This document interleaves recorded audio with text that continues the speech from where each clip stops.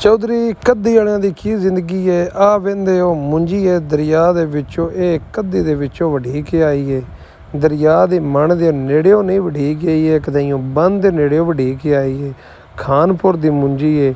ਇਹਦਾ ਹਾਲ ਵਹਿੰਦੇ ਪਏ ਕੀ ਦਰਿਆ ਮਿੱਟੀ ਚਾੜ ਚਾੜ ਕੇ ਕਰ ਛੜਿਆ ਹੈ।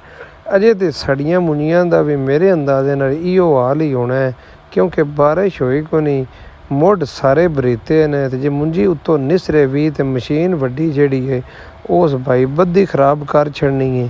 ਆ ਵਹਿੰਦੇ ਹੋ ਇੰਨੀ ਮਿੱਟੀ ਅੱਜ ਤੱਕ ਮੈਂ ਕਦਾਈਓ ਨਹੀਂ ਵੇਖੀ ਜਿੰਨੀ ਮਿੱਟੀ ਇਸ ਮੁੰਜੀ ਦੇ ਉੱਤੇ ਚੌਧਰੀ ਚੜੀ ਪਈ ਹੈ। ਸਾਡੀ ਦਰਿਆ ਵਾਲਿਆਂ ਦੀ ਕੀ ਜ਼ਿੰਦਗੀ ਹੈ, ਕੱਦੀ ਦੀ ਕੀ ਜ਼ਿੰਦਗੀ ਹੈ। ਵੇਖੋ ਸੋਨੇ ਵਰਗੀ ਫਸਲ ਹੈ, ਅੱਜ ਲੈਣ ਵਾਲਾ ਬੰਦਾ ਕੋਈ ਨਹੀਂ, ਕਿਸੇ 100 ਰੁਪਈਏ ਵੀ ਮਣ ਇਹ ਨਹੀਂ ਲਈ, ਉਹਨਾਂ ਕਿਸੇ ਲੈਣੀ ਹੀ ਨਹੀਂ। ਆ ਮੁੰਜੀ ਵਹਿੰਦੇ ਹੋ ਮਾਸ਼ਾਅੱਲਾ ਸੋਨਾ ਹੈ।